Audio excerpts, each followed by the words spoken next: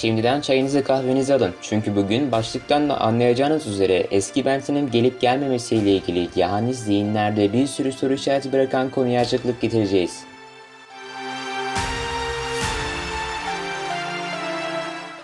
Öncelikle şunu söylemeliyim ki Hubmax ile Cartoon Network'ün ortak bir projesi olduğu söylenen Ben 10 Alien Legacy adlı seri tamamen fanlar tarafından uydurma.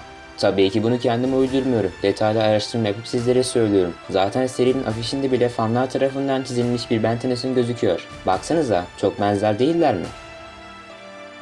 Tamam, böyle bir serinin yine yayınlandığını varsayarsak bana kalırsa gerçekten çok bir seri olurdu. Şu uzaylılar bile dandik çizimlere sahip. Ama unutmayın ki bu yepyeni bir güzel serinin çıkmayacağı anlamına da gelmiyor. Bir de bu işte Cartoon Network ve Hubmax ortak oldukları için beraber bir seri yapmaları tabii ki de mümkün.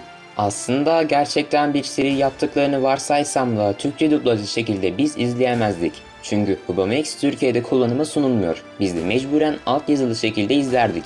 Veya biz Türkler olarak fanmade Türkçe dublaj çıkarırdık.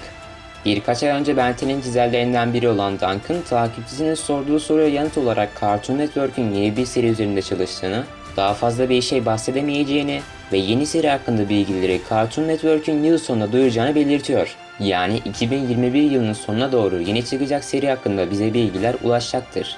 Ulaşmasıyla da birlikte muhtemelen 2022 yılının ortalarında başarılı bir şekilde yeni serinin izleyicilere sunulacağını düşünüyorum. Şimdilik Ben 10 Alien Extinction filminin bitmesiyle Reboot serisinin sona erdiğini varsayarsak Alien Force serisinin reboot haline gelmesi çok düşük bir ihtimal. Sonuçta seri bitmiş yani. Ama Cartoon Network'ün huyunu biliyorsunuz, bizi şaşırtmayı çok seviyor. Şimdi şu IMDb sitesindeki isimsiz Ben 10 projesine bir açıklık getirelim. Ekranda gördüğünüz üzere aksiyon, macera ve komedi içeren bir projeymiş. Tabi aynı zamanda da Ben Tennyson 10 farklı uzaylıya dönüşebiliyormuş. Ama bu proje uzun zaman önce iptal edildi. Bir yabancı Ben 10 fanı yorumlar kısmına projenin nasıl gittiğini, ne halde olduğunu soruyor. Cevap olarak da bir kişi açıkçası iptal edildi, en az 3 yıl oluyor ve ortalıkta hiçbir şey yok diyerek yanıt veriyor. Buradan da bu projenin uzun zaman önce iptal edildiğini anlayabiliriz. Eğer iptal edilmeseydi de %60 oranda kötü bir seri olurdu. Çünkü daha demin bahsettiğim gibi içinde komedi de yer alıyor. Yani reboot tarzında kötü bir proje olma olasılığı da vardı. Ama artık ne desem nafile. Sonuçta iptal edilmiş. Yani uzatmaya gerek yok gibi. Bu arada herkes gibi ben de eski Ben 10 serilerindeki ciddiyetlikte bir yapım istesem de gelme olasılığının sıfıra yakın olduğunu söyleyebilirim. Neden diye sorduğunuz duyar gibiyim. Öyle değil mi? Hadi şimdi biraz hayal edin. Örneğin Alien Force serisindeki gibi kaliteli ve ciddiyetli bir seri çıkıyor. Cartoon Network kanalında da düzenli olarak yeni bölümleriyle yayınlanıyor. Tabii Cartoon Network'ün altın çağı izleyiciler için bu çok iyi olsa da Cartoon Network için çok büyük bir sıkıntı. Çünkü diğer çocuksu dizilerin arasında yayınlandığı için birçok ebeveyn bu yapımı şikayet edecek ve bu olay yayından kaldırılmaya kadar gidecektir. Burada asıl sizlere demek istediğim şey çizgi dizilerin birbirine uyum sağlamasıdır. Daha iyi anlamanız için bir de şöyle örnek vereyim. Örneğin 2011'de Cartoon Network'ün kalitesiz ve çocuksu bir yapım çıkardığını varsayın. İşte o çizgi dizi hem çok daha az denirdi hem de iki kitleye hitap etmediği için yetişkin kitleden birçok şikayet alırdı. Çünkü o dönemlerde Cartoon Network hem çocuk hem de yetişkin kitleyi ele alıyordu. Yani şu anki yılda da aynı mesele ama olay tam tersi. Şimdi bize konuk olan Cartoon Network TV bu konu hakkında kendi düşüncelerini belirtecek. Bu arada videomuza katıldığı için ona buradan teşekkürler. O zaman ben kaçar, keyifli seyirler.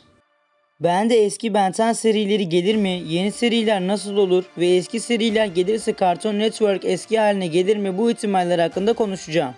Öncelikle şunu üzülerek belirtmem gerek ki eski Ben 10 serileri gelmez. Birçok yerde birçok kişi bunu belirtiyor ama gelmez. Eski seriler gelmez. Çünkü Cartoon Network artık çocuk yani daha küçük bir yaş kitlesine hitap eden bir kanala dönüştü. Ayrıca küçük izleyicilerin büyük izleyicilerden fazla olması ve küçüklerin ciddiyete fazla önem vermemesinden dolayı eski seriler kadar ciddi ve kaliteli Ben 10 yapımları gelmez. Bir reboot serisi olmasına ve eski izleyicilerin pek sıcak bakmamasına rağmen Ben 10 reboot uzun süre sürmüş ve birçok film çıkarmıştı. Bu sayede daha kolay para kazanılmış oldu. Çünkü Ben 10 reboot sadece hikaye bakımından değil animasyon olarak da eski serilere göre oldukça düşük bir seviyede. Şimdi biraz da yeni seriler nasıl olur konusu hakkında konuşalım. Birçok kişi yeni serilerin ya Universe'ün devamı hakkında olacağını ya da bambaşka bir alternatif boyut olan Ben 11'in evreni hakkında yeni bir Ben 10 çizgi dizisi olacağı hakkında konuşuluyor. Aslında bu iki fikir de oldukça güzel ama bana soracak olursanız yarım kalan bir işi tamamlamak yeni bir işe başlamaktan daha iyidir. Yani şunu belirtmek istedim. Bildiğiniz gibi Ben 10'in ilk 4 serisi birbiriyle bağlantılı ilerlerken 5. seri olan Rebels serisi bir anda ortaya çıkmıştı ve aniden hikaye akışı oldukça değişti. Özellikle de yaş kitlesi. Yaş kitlesi oldukça düştü. Demem o ki Universe tam olarak bir final yapmadı. Yani bize bir açık kapı bırakarak final yaptı. Yeni gelecek olan seri bence Universe'ün devamı niteliğinde olursa hem yarım kalan hikaye devam eder hem de bizim Benjamin'in nasıl Ben 11'ine dönüştüğünü izleriz. Bir nevi büyüme süreci gibi. Bu da oldukça güzel olur. Ama her zaman belirttiğim gibi reboot tarzında değil de biraz eski seriler tarzında olursa güzel olacağından şüphem yok. Son olarak eski seriler gelirse Cartoon Network eski haline gelir mi? Bu ihtimaller hakkında konuşalım.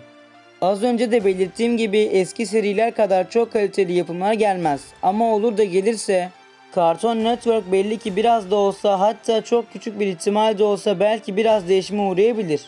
Ama az önce belirttiğim gibi Cartoon Network artık eskisi kadar kaliteye ve ciddiyete önem vermiyor. Benim diyeceklerim bu kadardı. Dinlediğiniz için teşekkürler diyorum ve sözü Ben 10 Galaxy'ye bırakıyorum. Sonuç olarak Ben 10 Alien Legacy adlı serinin yalan olduğunu, IMDb sitesindeki projenin iptal edildiğini ve bir daha eski serilerin gelmeyeceğini nedenleriyle birlikte bahsettik. Şunu da söyleyeyim, clickbait yapmamın amacı herkesin doğru bilgi öğrenmelerini istememdi. Çünkü etrafta yalan yanlış bir sürü paylaşımlar bulunmakta ve sizleri en doğru bilgiye çekmenin en iyi yolu da buydu.